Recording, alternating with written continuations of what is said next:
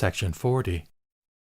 Moreover, Mahamate, the Tathagatas employ two kinds of powers for the support of bodhisattvas who come before them for instruction. And which two supporting powers?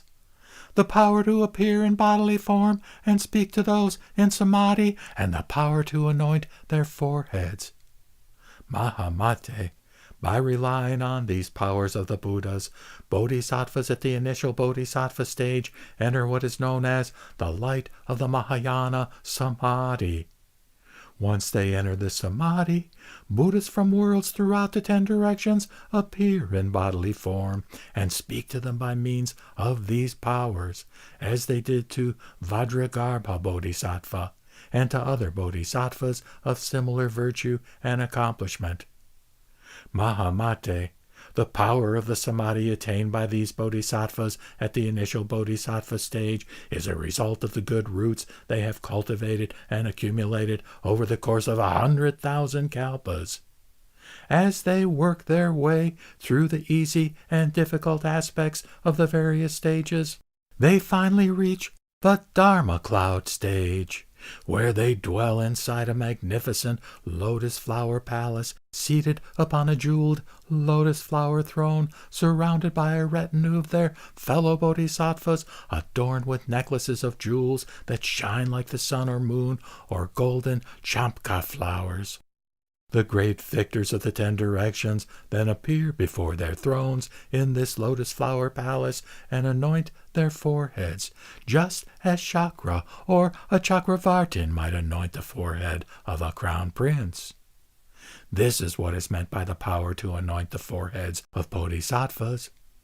Mahamate, this is what is meant by the two powers that support bodhisattvas. Bodhisattvas who rely on these two powers will meet the Tathagatas. Otherwise, they will not.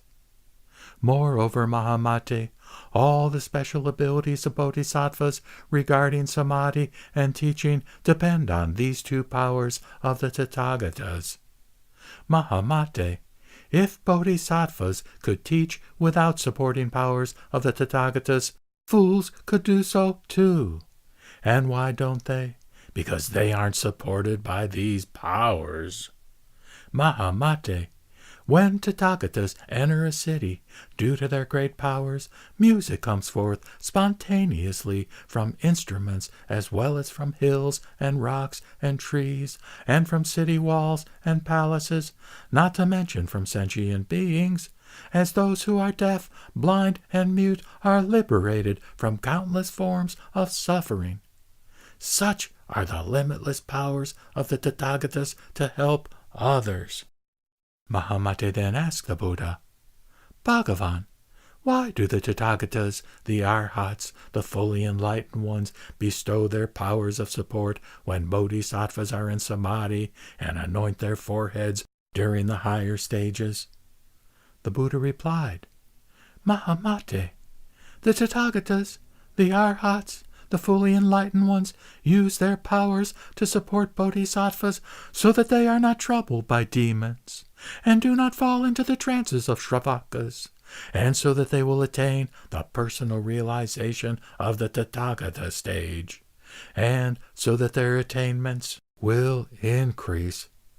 If they did not use their powers to support them, they might fall prey to the misconceptions and projections of followers of other paths, or to the longings of Shravakas and demons, and not attain unexcelled, perfect enlightenment. Therefore, all Tathagatas use their powers to protect bodhisattvas.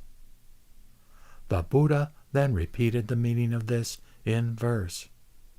The noblest of those with higher powers vow to purify everyone, their samadhis and their foreheads, from the initial stage to the 10th.